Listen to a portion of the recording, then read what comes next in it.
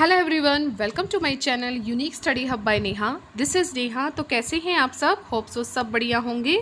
तो गाइस, आज हम करेंगे सीडीपी के टॉप 100 क्वेश्चंस और ये 100 क्वेश्चंस आपके सीटेट के लिए बहुत ज़्यादा इम्पॉर्टेंट है। साथ में एमपी टेट वर्क 2 के लिए भी बहुत ज़्यादा इम्पॉर्टेंट है। जहाँ कहीं भी किसी भी टेट में सीडीपी अगर आती है तो वहाँ ये 100 क्वेश्चन आपके लिए बहुत ज़्यादा इम्पॉर्टेंट है। तो वीडियो के एंड तक बने रहिएगा। वीडियो को maximum like, share and subscribe आप ज़रूर कीजिएगा और आउट ऑफ 100 अपने मार्क्स मुझसे कमेंट सेक्शन में ज़रूर डिस्कस कीजिएगा। तो चलिए गाइज़, आज की वीडियो हम अपनी स्टार्ट करते हैं। तो हमारा आज का फर्स्ट क्वेश्चन है कि सीखने के सही स्तर क्या है। आपका सीखना है अगर किसी चीज़ को तो उसका सही स्तर क्या होगा। तो आपका सी ऑप्शन बिल्कुल करेक्ट है। पहले हमारे पास तथ्य आएंगे, फिर उससे रिलेटेड उसकी सूचना होगी। सूचना है तो हम उस चीज़ का ज्ञान प्राप्त करेंगे, उस पर बोध करेंगे, उसका चिंतन करेंगे, फिर प्रज्ञान करेंगे। ठीक है, तो इस तरह जो है हमारा ये सीखने का सही स्तर है। तो सी ऑप्शन हमारे बिल्कुल करेक्ट है। आगे बढ़ते हैं। निम्न में से कौन सी मानसिक मंदता की जो है विशेषता नहीं है। ठीक है, बुद्धि लब्धि का 25 से 70 के मध्य होना ये विशेषता है। धीमी गति से सीखना एवं दैनिक जीवन की प्रक्रियाओं को ना कर पाना ये भी विशेषता है। वातावरण के साथ अनुकूलन करने में कठिनाई ये भी विशेषता है। अंत्य व्यक्ति संबंधों का कमज़ोर होना ये कोई विशेषता नहीं है। तो डी ऑप्शन हमारा बिल्कुल करेक्ट है। ठीक है, आगे बढ़ते हैं। विद्यार्थियों के अच्छे मानसिक स्वास्थ्य को बनाए रखने के लिए निम्न में से आपका कौन सा तरीका बिल्कुल बहुत ज़्यादा इम्पोर्टेंट है। सह शिक्षक क्रियाओं का प्रावधान हो, रुचियों की भिन्नता हो, अभिव्यक्ति की स्वतंत्रता हो, या अध्यापक की भूमिका, या विद्यालय जो आपका वातावरण होता है वो अच्छे मानसिक स्वास्थ्य को बनाए रखने में जो है आपका इम्पोर्टेंट रोल प्ले जो करेगा। तो यस, यही इम्पोर्टेंट रोल आपका प्ले करेगा अगर हमने अच्छे मानसिक स्वास्थ्य को बनाए रखना है तो। बाकी देखिए, ये ऑप्शंस के अकॉर्डिंग ही होते हैं ये क्वेश्चंस। तो डी ऑप्शन हमारा करेक्ट है। कमज़ोर वर्ग के बालक से आपका क्या तात्पर्य है? क्या होते हैं कमज़ोर वर्ग? कमज़ोर वर्ग गाइस वो कहलाते हैं कि जो ऐसे अभिभावकों के बालक जो सरकार द्वारा निर्धारित न्यूनतम सीमा की वार्षिक आय की सीमा से नीचे के वर्ग में आते हैं, वो कमज़ोर जो है आपका वर्ग के बालक कहलाते हैं। ठीक है, चलिए आगे बढ़ते हैं। कॉलर जो है निम्न में से किससे संबंधित है? आप सबको पता होगा इसके बारे में। कॉलर किससे संबंधित है? कॉलर आपका अधिगम के सिद्धांत से संबंधित है। ठीक है, तो डी ऑप्शन आपका बिल्कुल करेक्ट है। निम्न में से कौन सी सामाजिक रूप से जो है वंचित की समस्या नहीं है? सीखने के लिए प्रेरणा का अभाव, सृजनशीलता को पोषित करने का अवसर नहीं मिलना, रहने के लिए आपका स्वस्थ परिवेश हो, या विद्यालय में पक्षपातपूर्ण वातावरण का सामना करना। अब इसमें ये कहा गया है कि वंचित की समस्या नहीं है। देखिए, जो नहीं है तो रहने के लिए स्वस्थ परिवेश ये आपका नहीं है। ठीक है, उनको स्वस्थ परिवेश भी कुछ भी उनसे कोई मतलब नहीं होता। बाकी जो ये है सीखने के लिए प्रेरणा का भाव ये भी समस्या है उनकी होती है। सृजनशीलता को पोषित करने का जो अवसर है उनको बिल्कुल भी नहीं मिलता है। विद्यालय में उसमें जो है उनसे पक्षपातपूर्ण व्यवहार भी किया जाता है, उनको वातावरण भी वैसा मिलता है। तो सी ऑप्शन आपका बिल्कुल करेक्ट है। आगे बढ़ते हैं। किसने अपने जीवन काल के दौरान जो है व्यक्तियों के नैतिक विकास के चरणों को स्पष्ट किया है? तो आपका कोहलबर्ग जो है इन्होंने अपने जो है नैतिक विकास के चरणों को स्पष्ट किया है। तो बी ऑप्शन आपका बिल्कुल करेक्ट है। कोहलबर्ग का जो है नैतिक विकास का सिद्धांत उसी की यहाँ पर बात हो रही है। आगे बढ़ते हैं। निम्न में से कौन सा जो ऐसा आयु वर्ग है जो बचपन श्रेणी के बाद में आता है? तो बचपन श्रेणी के बाद आता है आपका 6 से 11 साल आते हैं। सी ऑप्शन आपका बिल्कुल करेक्ट है। आगे बढ़ते हैं। कक्षा में अनुशासन बनाए रखने के लिए सर्वाधिक प्रभावशाली उपाय आपका क्या हो सकता है? कि अनुशासनहीन छात्रों को कक्षा से बाहर निकाल दें, शिक्षण को रोचक और व्यवहारिक बनाना, छात्रों के अभिभावकों को सूचित करना, या अनुशासनहीन छात्रों को विशिष्ट सुविधाएं प्रदान करना। तो इसका जो राइट ऑप्शन है वो ये है कि शिक्षण को आप रोचक और व्यवहारिक बना दीजिए। तो ये सबसे ज़्यादा आपका प्रभावशाली उपाय होगा अगर आपने कक्षा में अनुशासन को बनाए रखना है। तो बी ऑप्शन आपका बिल्कुल करेक्ट है। मूल्यांकन का क्या उद्देश्य होता है? बच्चों को उत्तीर्ण अनुत्तीर्ण घोषित करना, बच्चा क्या सीखा है उसके बारे में जानना, बच्चे के सीखने में आई कठिनाइयों को जानना, या उपयुक्त सभी। तो आपको पता लग गया होगा कि ये सभी जो हैं आपके क्या हैं, मूल्यांकन के उद्देश्य हैं। अध्यापन के समय अध्यापक को निम्नलिखित में से किसका सर्वाधिक ध्यान रखना चाहिए? क्या इंपॉर्टेंट है अकॉर्डिंग टू ऑप्शन? उसकी विषय वस्तु इंपॉर्टेंट है, विद्यार्थियों की आयु इंपॉर्टेंट है, व्यक्तिगत विभिन्नता इंपॉर्टेंट है, ये विद्यार्थियों की पारिवारिक पृष्ठभूमि जो है उसके लिए बहुत ज़्यादा ज़रूरी है? नो।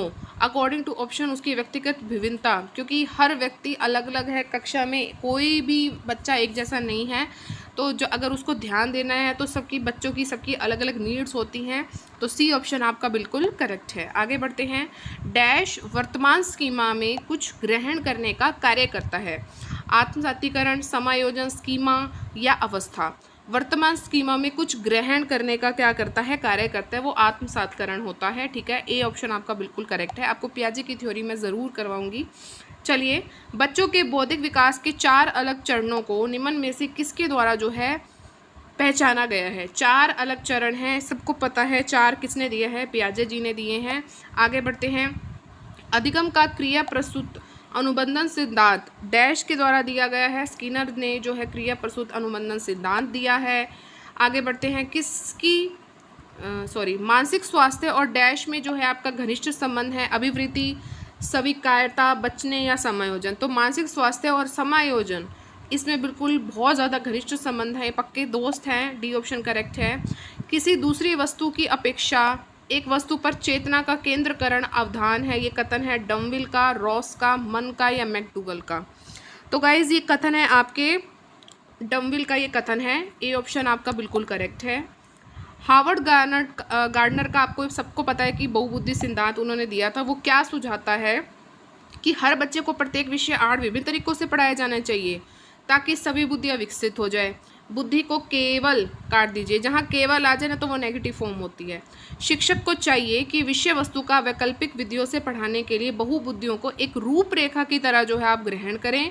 क्षमता भाग्य है, एक अवधि के भीतर जो है बिल्कुल भी नहीं बदलती है। तो आप जो है ऑप्शन से ही समझ जाएंगे कि सी ऑप्शन आपका बिल्कुल करेक्ट है कि बहुत सारे तरीके होने चाहिए, वैकल्पिक विधियाँ होनी चाहिए, और जो बहुबुद्धि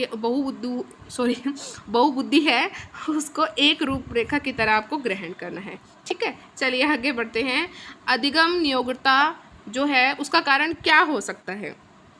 उसका कारण क्या हो सकता है कि आप जो ऑप्शन देख रहे होंगे तो बी ऑप्शन आपका बिल्कुल करेक्ट है कि साथियों द्वारा जो आपका प्रदर्शित उदासीनता होती है, ये आपकी जो है नियोग्यता का क्या हो सकता है, कारण हो सकता है। आगे बढ़ते हैं।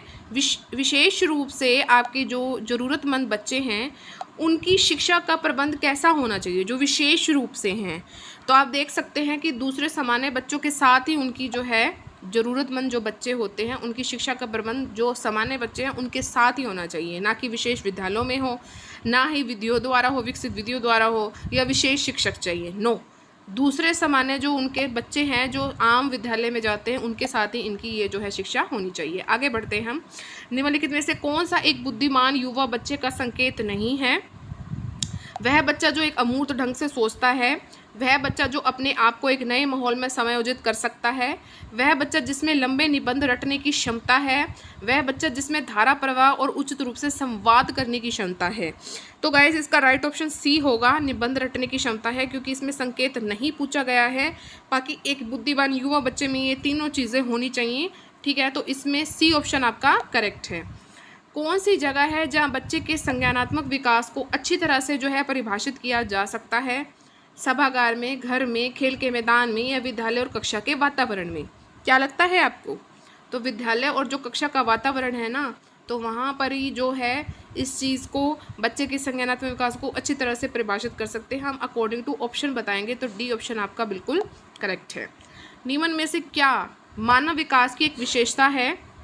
ये गुणात्मक है, इसकी प्रकृति मात्रात्मक है, मात्रात्मक और गुणात्मक दोनों हैं, या ये अथाह है? तो ये इसकी जो प्रकृति है ना गाइस, मात्रात्मक भी है और गुणात्मक भी है। ठीक है, तो सी ऑप्शन आपका बिल्कुल करेक्ट है। समस्या के अर्थ को जानने की योग्यता वातावरण के दोषों, कमियों और रिक्तियों के जो प्रति सजगता जो विशेषता है वो किसकी है? प्रतिभाशाली बालकों की है, सामान्य बालकों की है, या सृजनशील बालकों की है? क्या लगता है आपको? तो सृजनशील बालकों की है। ठीक है, तो सी ऑप्शन आपका बिल्कुल करेक्ट है। आगे बढ़ते हैं हम। विशेष आवश्यकता वाले बच्चों को पढ़ने के लिए निम्नलिखित में से कौन सी व्यू रचना जो है आपकी बिल्कुल उपयुक्त है, कौन सी जो है आप देख सकते हैं, आप जो अपनी स्क्रीन पर देखिए तो सहकारी अधिगम और पीयर ट्यूटरिंग होता है ये, तो ये वाली जो है व्यू रचना सबसे ज़्यादा उपयुक्त है अगर आपको विशेष आवश्यकता वाले बच्चों को पढ़ाना है। ठीक है, तो सी ऑप्शन आपका बिल्कुल करेक्ट है। एक कॉलेज जाने वाली लड़की ने फर्श पर कोट फेंकने की आदत डाल ली है। लड़की की माँ ने उससे कहा कि कमरे से बाहर जाओ और कोट को खूंटी पर टांगो। लड़की अगली बार घर में प्रवेश करती है तो कोट को हाथ पर रखकर अलमारी की तरफ जाकर कोट को खूंटी पर टांग देती है। तो ये किसका उदाहरण है? तो ये है आपके उदाहरण श्रृंखलागत अधिगम का जो है ये उदाहरण है। किसका उदाहरण है? श्रृंखलागत अधिगम का। तो ए ऑप्शन आपका बिल्कुल करेक्ट है। विद्यालय क्षेत्र में रचनात्मक निर्धारकों को जानने के लिए इनमें से कौन सा जो है उपागम आपका नहीं है? तो देखिए, वार्तालाप कौशल, बहुविकल्पीय प्रश्न, परियोजना कार्य या मौखिक प्रश्न। क्या लगता है आपको कि अगर हमने रचनात्मक निर्धारक जानने हैं तो कौन सा परफेक्ट नहीं होगा विद्यालय क्षेत्र में? तो बहुविकल्पीय प्रश्न, ये कोई तंत्र नहीं है। तो बी ऑप्शन आपका बिल्कुल करेक्ट है। आगे बढ़ते हैं। नैदानिक परीक्षा का प्रमुख उद्देश्य क्या है? नैदानिक परीक्षा का, तो नैदानिक परीक्षा का है कि अकादमिक कठिनाइयों के कारणों को पता लगाना। कारणों का जहाँ भी पता लगाया जाएगा, ठीक है, तो जो वो आपका होगा नैदानिक परीक्षा होगा। ठीक है, सी ऑप्शन आपका बिल्कुल करेक्ट है। अधिगम नियोक्ता का जो लक्षण है वो क्या है? भागने की प्रवृत्ति होना, अशांत, ऊर्जावान और विध्वंसक होना, अवधान संबंधी बाधा, विकार या अभिप्रेरणा का अभाव। क्या लगता है आपको? अवधान संबंधी जो उसकी बाधा या विकार होगा वो अधिगम नियोग होगा। ठीक है, तो सी ऑप्शन आपका बिल्कुल करेक्ट है। आगे बढ़ते हैं। अधिगम को प्रभावित करने वाला आपका व्यक्तिगत कारक कौन सा लग रहा है आपको? संचार के साधन हैं, समवयस्क समूह है, अध्यापक है या परिपक्वता और आयु है? क्या लगता है आपको? तो व्यक्तिगत कारक तो यही है आपका, परिपक्वता और आयु। ठीक है, तो डी ऑप्शन आपका करेक्ट है। आगे बढ़ते हैं। एक विकलांग बच्चा पहली बार जो है आपके विद्यालय में आता है तो शिक्षक को क्या करना चाहिए? उसे विशेष स्कूल में भेज दे, अन्य छात्रों से उसको दूर कर दे, सहयोगी योजना विकसित करने के लिए बच्चे के माता पिता के साथ चर्चा करनी चाहिए या प्रवेश परीक्षा का संचालन कर दे? क्या लगता है आपको? तो ऑब्वियस सी बात है कि माता पिता के साथ वो चर्चा करे सहयोगी योजना विकसित करने के लिए। ठीक है, आप जो है क्या करें, जो आपके ये ऑप्शन दिए होते हैं इनको ऑप्शन को पढ़ के भी जो है आप अपने क्वेश्चन को अटेम्प्ट कर सकते हैं। कक्षा शिक्षण में समूह गतिविधि का मुख्य उद्देश्य क्या है? शिक्षक पर काम का बोझ कम कर दो, बच्चों को अधिगम से में सबसे ज़्यादा भाग लेने के लिए प्रेरित करना, अवधारणा को प्रभावी ढंग से स्पष्ट करेंगे, छात्रों को जो आप क्या करेंगे स्वतंत्रता प्रदान कर देंगे। तो क्या है ये? तो बच्चों को अधिगम में सबसे ज़्यादा भाग लेने के लिए प्रेरित करेंगे। तो बी ऑप्शन आपका बिल्कुल करेक्ट है। आवश्यकता का पदानुक्रम जो सिद्धांत है वो किसने दिया है? ये दिया आपके मैस्लो साहब ने। आगे बढ़ते हैं हम। औसत बुद्धि वाले बालकों की बुद्धि लब्धि जो होती है वो कितनी होती है? वो आपकी 90 से 100 के बीच में होती है। आगे बढ़ते हैं। सतत और व्यापक मूल्यांकन जो है डैश पर बल देता है, बोर्ड परीक्षा की आवश्यकता पर नो।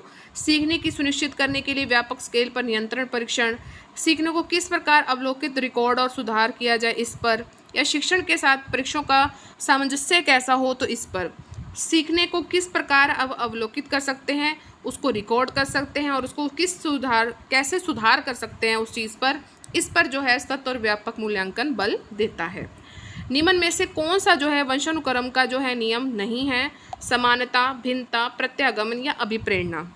तो जो आपका अभिप्रेरणा है ये वंशानुक्रम का नियम नहीं है, बल्कि समानता, भिन्नता और प्रत्यागमन ये आपके वंशानुक्रम के नियम में आता है। तो डी ऑप्शन आपका करेक्ट है। ओके, आगे बढ़ते हैं। निम्न में से किस वस्तुनिष्ठ परीक्षणों के गुणों के संबंध में आपका बिल्कुल कथन सही है? इनका अंकन जो है शीघ्रता और सुगमता से किया जा सकता है। ठीक है, और ये परीक्षकों के व्यक्तिगत प्रभाव से बिल्कुल भी प्रभावित नहीं होते हैं। वस्तुनिष्ठ के कारण ये अधिक विश्वसनीय और वैध होते हैं। ये सभी सही हैं। बी ऑप्शन आपका करेक्ट है। आगे बढ़ते हैं हम। तनाव को कम करने के अप्रत्यक्ष ढंग जो होते हैं वो क्या कहलाते हैं? समस्या समाधान विधि, रक्षात्मक यांत्रिकता या व्यक्तिगत विधि क्या कहलाएगी? तो बी ऑप्शन आपका बिल्कुल करेक्ट है अगर आपने तनाव को कम करना है तो। बाल विज्ञान मनोविज्ञान का केंद्र बिंदु कौन है? तो ये बात सबको पता है, बालक ही है। हम बालक के बारे में पढ़ रहे तो बालक ही है। निम्नलिखित में से कौन सा अधिगम के आकलन को उजागर करता है कि शिक्षक किसी विद्यार्थी के निष्पादन का आकलन दूसरों के निष्पादन की तुलना में करता है। शिक्षक विद्यार्थियों की चिंतन प्रक्रियाओं पर ध्यान देने के अलावा उसकी जो अवधारणात्मक समूह का भी आकलन करता है। शिक्षक मानकों उत्तर से विद्यार्थियों के उत्तरों की तुलना करके उसका आकलन करता है। शिक्षक पाठ्य पुस्तक में दी गई जानकारी के आधार पर विद्यार्थियों का आकलन करता है। तो क्या कर रहा है, ये किसको उजागर कर रहा है, तो ये उजागर कर रहा है कि शिक्षक जो है विद्यार्थियों की चिंतन प्रक्रियाओं पर ध्यान देने के अलावा उसकी जो अवधारणात्मक समूह है उसका भी वो क्या करता है, वो आकलन करता है। तो बी ऑप्शन हमारा करेक्ट है। शिक्षक व्यवहार सिद्धांत का प्रतिपादन जो है ये किसने किया था, तो ये आपके किया था D.G. रायन ने। ठीक है, तो सी ऑप्शन आपका करेक्ट है। संज्ञानात्मक अधिगम प्रणालियों में आपकी जो सबसे महत्वपूर्ण है वो क्या है, वो आपकी अन्वेषण द्वारा अधिगम है। ए ऑप्शन आपका बिल्कुल करेक्ट है। A mind that found itself किसकी आत्मकथा है, तो ये एक आत्मकथा है क्लिफोर्ड बियर्स की। मानसिक स्वास्थ्य संपूर्ण व्यक्तित्व समझ से पूर्ण जो है आपका कृत्य है, ये आपका कथन जो है वो किसका है, ये हेडफील्ड का है। किसका है, हेडफील्ड का। इच्छाओं, कामनाओं और लक्ष्य की भावना प्राय व्यक्ति को लेकर जाती है। कहाँ पर लेकर जाती है, इच्छा है, कामना है, लक्ष्य की भावना है, तो ये दबाव की ओर लेके जाती है। यही तो चीज़ें हमें दबाती हैं, तभी तो हम काम करते हैं। तो ए ऑप्शन आपका करेक्ट है। मानसिक स्वास्थ्य विज्ञान को मानसिक स्वास्थ्य का संरक्षण तथा मानसिक रोगों से बचाव करने वाला जो है किसने बताया है, ये बताया है हेडफील्ड ने। ठीक है, आगे बढ़ते हम। पागलपन को तकनीकी रूप से क्या कहा जाता है, पागलपन हम पागल तो कह नहीं सकेंगे, उसको तकनीकी रूप से क्या कहा जाता है, मनस्ताप कहा जाता है। आगे बढ़ते हैं। पर्सनैलिटी एंड कल्चरल पैटर्न के जो लेखक है वो कौन है, तो ये आपके प्लांट है। विश्व मानसिक स्वास्थ्य संघ की जो स्थापना हुई है वो कब हुई है, ये 1930 में हुई है। अभिक्रमित अनुदेशन हेतु सर्वप्रथम जो है प्रयास किसने किया था, तो ये प्रयास किया था सिडनी पेरिस ने। ठीक है, अभिक्रमित अनुदेशन, इसमें थोड़ा मुझे डाउट है, गहने भी लग रहा है, बताऊंगी आपको अच्छे से। विकास के लिए निम्नलिखित में से आपका कौन सा एक उचित है। विकास जो है जन्म के साथ प्रारंभ होता है और समाप्त है। सामाजिक सांस्कृतिक संदर्भ विकास में एक महत्वपूर्ण भूमिका निर्वाह करता है। विकास एक आयामी है, विकास जो है पृथक है। तो क्या लगता है आपको, तो सामाजिक सांस्कृतिक संदर्भ विकास में एक महत्वपूर्ण भूमिका का निर्वाह करता है विकास। तो बी ऑप्शन हमारा करेक्ट है। आगे बढ़ते हैं। हम सब अपनी बुद्धि, प्रेरणा, अभिरुचि आदि के संदर्भ में भिन्न होते हैं। तो ये सिद्धांत किसने दिया है, ये किससे संबंधित है, तो ये आपका व्यक्तिगत भिन्नता से संबंधित है। एक मेधावी छात्र अध्ययन में बेहतर उपलब्धि जो है हासिल नहीं कर पा रहा है, तो इसका कारण क्या हो सकता है। इसका कारण ये है कि उसकी अपनी कम उपलब्धि का कारण पता लगाना। पहले तो वो कारण ही जाने तभी वो उसको चीज़ को हासिल कर पाएगा ना। ठीक है, आगे बढ़ते हैं हम। वाक बाधित बच्चों का विकास जो है कैसे किया जा सकता है, जो बोल नहीं सकते हैं, तो कैसे करेंगे। देखिए, इसका जो करेक्ट ऑप्शन है आपका रहेगा कि कक्षा में अपने विचार को प्रदर्शित करने के लिए प्रोत्साहित करेंगे ना, तो जो है ये विकास उनके अंदर हो सकता है। तो ए ऑप्शन आपका करेक्ट है। क्या बुद्धिमान माता पिता के बच्चे सदैव जो है आपके पढ़ाई में तेज होते हैं, नहीं, ऐसा कुछ भी नहीं है। नो, ऐसा नहीं है। 2 से 3 वर्ष की आयु के मध्य एक बच्चे की भाषाई विकास दर में जो बढ़ती है, दर बढ़ती है, वो कितनी बढ़ती है, तो वो बढ़ती है आपकी 2 से 10 तक। ठीक है, आगे बढ़ते हैं। मनुष्य में विकास की जो सबसे तीव्र गति होती है वो किस में होती है, ये तो सबको पता ही होगा, ये सबको पता होगा। तो आपने 56 का जो है कमेंट सेक्शन में मुझे बताने की विकास की सबसे गति जो तीव्र गति होती है वो किस में होती है अकॉर्डिंग टू ऑप्शन। आगे बढ़ते हैं। गर्भधारण से शिशु की जन्म की जो अवधि होती है उसको क्या कहते हैं, ये भी पता होगा आपको। 57 का भी आप बताएंगे। रोशा स्याही धब्बा परीक्षण जो व्यक्तित्व का मूल्यांकन करने के लिए इस्तेमाल किया जाता है, इसका विकास किसने किया था, तो हरमन रोशा ने। हॉटमैन रोशन ही है, ये हरमन रोशा है। ठीक है, आगे बढ़ते हैं हम। प्रतिभाशाली छात्र अपराधी कब बन जाते हैं, अथवा किशोरों में द्वंद्व उभरने का क्या कारण है। तो इसमें द्वंद्व जो उभरता है कि आपको जो है अवसर सही नहीं मिलते ना, तो इससे क्या होता है द्वंद्व उभरने लग जाता है कि अवसरों की प्रतिकूलता होने पर, ये आपका राइट ऑप्शन है। ठीक है, आगे बढ़ते हैं हम। वातावरण वही बाहरी शक्ति है जो हमें प्रभावित करती है, ये बात किसने कही है, तो ये बात आपकी रोज साहब ने कही है। ठीक है, आगे। कोलबर्ग के सिद्धांत की एक प्रमुख आलोचना क्या है। अगर हमने कोलबर्ग का आपने सिद्धांत पढ़ा है तो उसकी प्रमुख आलोचना क्या है, तो इसकी जो प्रमुख आलोचना वो ये है कि कोलबर्ग ने पुरुषों और महिलाओं की नैतिक तार्किकता में सांस्कृतिक विभिन्नताओं को जो है महत्व नहीं दिया है। ठीक है, बाकी ये ऐसा कुछ भी नहीं है, तो सी ऑप्शन आपका बिल्कुल करेक्ट है। आगे बढ़ते हैं। निम्नलिखित में से मूल्यांकन की विशेषता नहीं है। मूल्यांकन बहुमुखी होता है। मूल्यांकन के लिए मापन अनिवार्य है। मूल्यांकन का क्षेत्र अत्यंत व्यापक है। मूल्यांकन एकांगी है। तो मूल्यांकन एकांगी ऐसी कोई विशेषता नहीं है। डी ऑप्शन हमारा करेक्ट है। अच्छे मूल्यांकन की कौन सी एक विशेषता नहीं है? देखिए नकारात्मकता। ठीक है, आप सही देख रहे हैं कि ऑप्शन देखिए नकारात्मकता ही है, ये इसकी कोई विशेषता नहीं है। क्रियात्मक अनुसंधान का जो उद्देश्य है वो क्या है? क्रियात्मक अनुसंधान का उद्देश्य क्या है कि विद्यालय और कक्षा की शैक्षिक कार्य प्रणाली में अगर सुधार लाएंगे तो वो आपका क्रियात्मक अनुसंधान कहलाएगा। आगे बढ़ते हैं। क्रिस्टीना अपनी कक्षा को एक क्षेत्र भ्रमण के लिए ले गई है और वापस आकर उसने अपने छात्रों से भ्रमण के बारे में चर्चा करी है। तो वो प्रक्रिया क्या कहला रही है? तो वो कर रही है कि अधिगम का मूल्यांकन कर रही है। पहले तो वो उसको ले गई है और वो दोबारा आ रही है, भ्रमण के बारे में चर्चा कर रही है, तो अधिगम का मूल्यांकन कर रही है। व्यक्तित्व स्थायी समायोजन है। व्यक्तित्व जो स्थायी समायोजन है पर्यावरण के साथ भी है, इसमें जीवन के साथ भी है और प्रकृति के भी साथ है। तो डी ऑप्शन आपका करेक्ट है। व्यक्तित्व विकास की जो आपकी अवस्था है वो क्या है? वो आपकी है अधिगम और वृद्धि। ठीक है, ए ऑप्शन आपका करेक्ट है।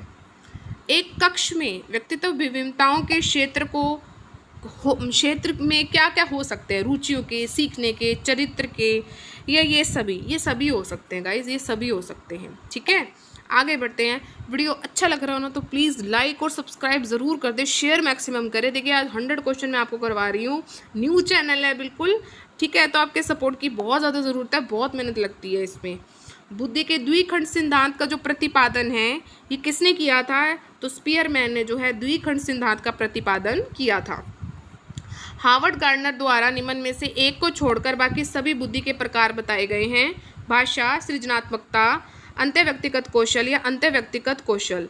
ठीक है, तो जो आपके बताए गए हैं सृजनात्मकता जो है इनकी बुद्धि के प्रकार में नहीं आती है, तो बी ऑप्शन आपका करेक्ट है।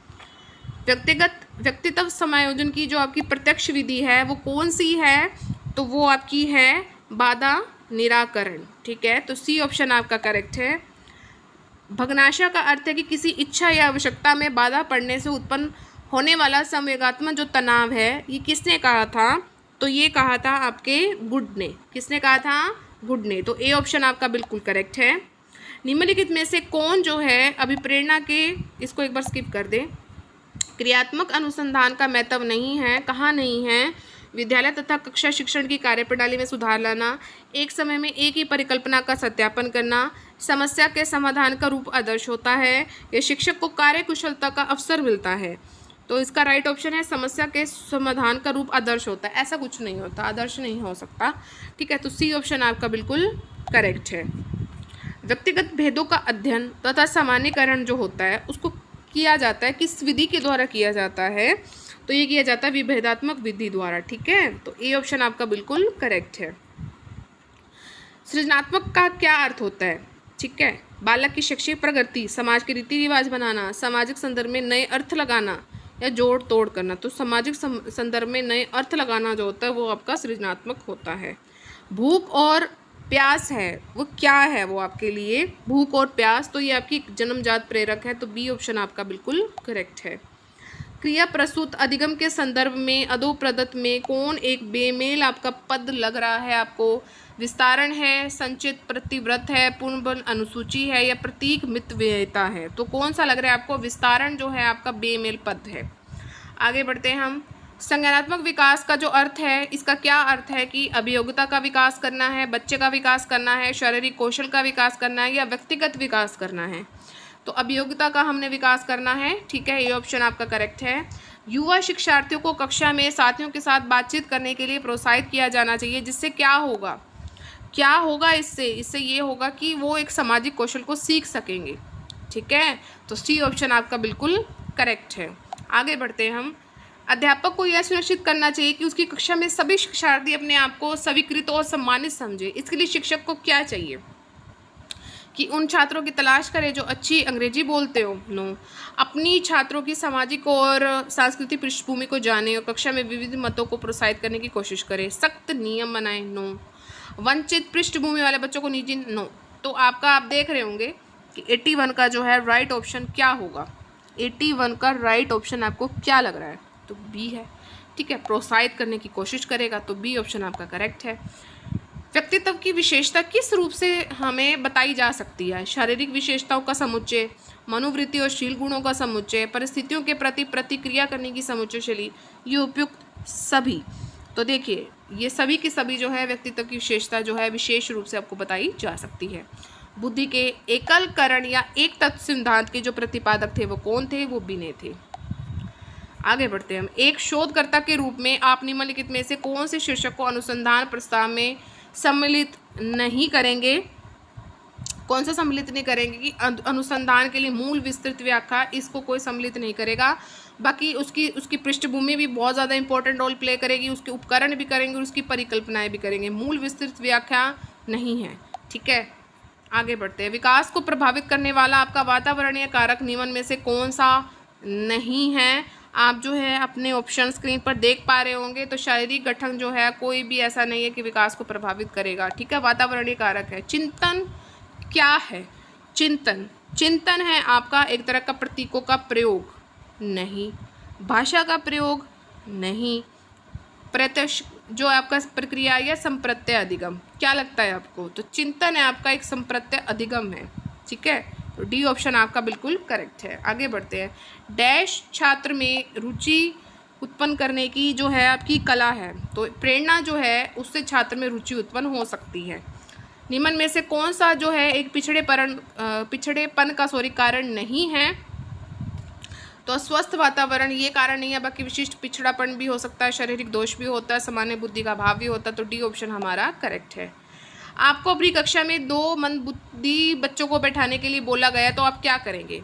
उन्हें अपने विद्यार्थी के रूप में ग्रहण करने से इनकार करेंगे?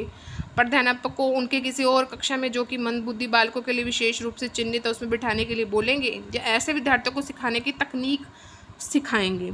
क्या करेंगे आप? तो ऐसे विद्यार्थियों को सिखाने की तकनीक सिखाएंगे हम। ठीक है, सीखने की वह अवधि जब सीखने की प्रक्रिया में कोई उन्नति नहीं हो रही है बिल्कुल भी, तो वो क्या कहलाएगी?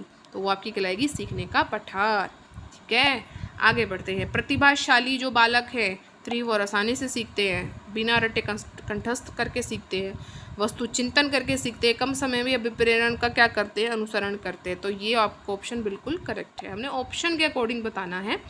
अपने ऊर्जा बल को बाहर की ओर अभिव्यक्त करने वाला जो व्यक्ति है उसका क्या प्रकार होता है? अपनी ऊर्जा बल को बाहर की ओर प्रदर्शित कर रहा है तो बहुमुखी व्यक्तित्व हो गया। ठीक है, बाहर से बही। आगे मूल्यांकन से आपका क्या अभिप्राय है? मूल्यांकन से ये है कि हम उसकी सफलता और असफलता का हम अध्ययन कर सकता है, उसके अधिगम की। ठीक है, तो सी ऑप्शन आपका बिल्कुल करेक्ट है। आगे बढ़ते हैं। 94 कक्षा में लिंग रूढ़िबद्धता से बचने के लिए एक शिक्षक को क्या चाहिए? वो क्या करेगा? एक शिक्षक को क्या चाहिए? लड़के और लड़कियों दोनों को गैर पारंपरिक भूमिकाओं में रखने की कोशिश करेगा वो। ए ऑप्शन आपका बिल्कुल करेक्ट है। एक शिक्षिका अपनी कक्षा में विविधता में संबोधित कर सकती है, भिन्नताओं को स्वीकार करके उसे महत्व देकर, बच्चों की सामाजिक सांस्कृतिक पृष्ठभूमि का शिक्षा शास्त्रीय संसाधन के रूप में प्रयोग करके, विभिन्न अधिगम शैलियों को समायोजित करके या मानक दंड निर्देश और निष्पादन हेतु सर्वमान्य मानदंड उसको निर्धारित करके जो है वो एक चीज़ कर सकती है। तो ये आपके 3 ऑप्शन जो है ना बिल्कुल करेक्ट है। ठीक है, 1 2 3। आगे बढ़ते हैं हम। आधुनिक शिक्षण अधिगम प्रक्रिया में शिक्षक की क्या भूमिका होती है? क्या उसकी भूमिका है? सीखने हेतु एक अच्छे सुलभकर्ता के, सुलभ में छोटे उगी मात्रा की, सुलभकर्ता की। ठीक है, एक अगर कुछ सीखना है, एक सुलभ करता है, हमें सुलभ चीज़ें दे रहा है, सुलझी हुई चीज़ें दे रहा है, तो यही शिक्षक की प्रमुख भूमिका रहती है। स्किनर ने अपना प्रयोग जो है वो किस पे किया था? ये 97 का भी आप करेक्ट ऑप्शन बताएंगे। किस पे किया था? देखते हैं 97 तक कौन पहुंचा है। ठीक है, आगे बढ़ते हैं। इन कथनों से आप किससे सहमत है? देखते हैं कथन कौन से हैं। कि एक बच्चा अनुत्तीर्ण होता है क्योंकि सरकार विद्यालयों में पर्याप्त प्रौद्योगिकी संस्थान जो है संसाधन प्रदान नहीं कर रही है। एक बच्चे की असफलता के लिए वंशानुक्रम घटकों को प्रत्यक्ष रूप से जिम्मेदार ठहराया जा सकता है जिसे उसने अपने माता पिता से अर्जित किया है। एक बच्चे की असफलता व्यवस्था तथा बच्चे के प्रति प्रतिक्रिया करने में उसकी असमर्थता एक प्रतिबिंब है।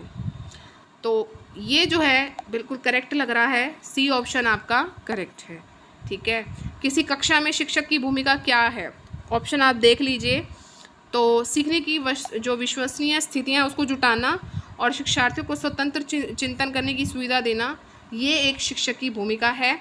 ठीक है, तो बी ऑप्शन आपका करेक्ट है। हमारा आज का लास्ट क्वेश्चन है, अभिप्रेरणा वर्णित होती है ज्ञानात्मक जागृति द्वारा, भावात्मक जागृति द्वारा, एक या दो, दोनों। तो जो अभिप्रेरणा वर्णित होती है वो आपकी भावात्मक जागृति द्वारा होती है, तो बी ऑप्शन हमारा करेक्ट है। तो गाइस, कैसे लगे आज के 100 क्वेश्चंस? मुझे उम्मीद है ये सेशन आपको बहुत बढ़िया लगा होगा। अगर लगा है ना तो दिल से लाइक कर दें, सब्सक्राइब ज़रूर करें, सब्सक्राइब का रेड बटन ज़रूर प्रेस करें और ऑल पर ज़रूर क्लिक करें, शेयर मैक्सिमम करें आपके जितने भी एजुकेशनल ग्रुप हैं। देखिए, चैनल को सपोर्ट कीजिए, बहुत मेहनत लगती है। वहाँ भी SST के आपके 100 क्वेश्चन होते हैं, 70 हुए हैं और यहाँ आपको 100। आप सोच सकते हैं कि दिन में 200 क्वेश्चन बहुत मायने रखते हैं। ठीक है, तो बहुत मेहनत लगती है, PPT तैयार करना, उसके आगे रिप्रेजेंट करना, बहुत मेहनत लगती है। तो प्लीज़ आप इस मेहनत को बरकरार रखने में मेरी पूरी की पूरी हेल्प करें। और वो हेल्प किस तरह होगी? सब्सक्राइब के थ्रू होगी। न्यू चैनल है, उसको ग्रो करना है। ठीक है, तो वीडियो के एंड तक आप बने रहे, उसके लिए thank you so much. Please channel को पूरा सपोर्ट कीजिए। 6, 7, 8 की NCERT भी मैं करवा रही हूँ आपको, कंटेंट में आपको दे रही हूँ। सुबह मैंने डाल दिया है बौद्ध धर्म और जैन धर्म, और कल सुबह जो है आपको आगे भी मिल जाएगा। ठीक है, तो कंटेंट जो है सुबह या दोपहर को डलेगा और इस समय जो है शाम को आपको MCQs मिलेगी। ठीक है, तो ये शेड्यूल रहेगा मेरे चैनल का। बाकी और कुछ बीच में इंक्लूड करना होगा तो वो भी मैं आपको बता दूंगी। ठीक है, चलिए मिलेंगे अपनी नेक्स्ट वीडियो में। Till then, thank you so much for watching. Bye bye guys and take care.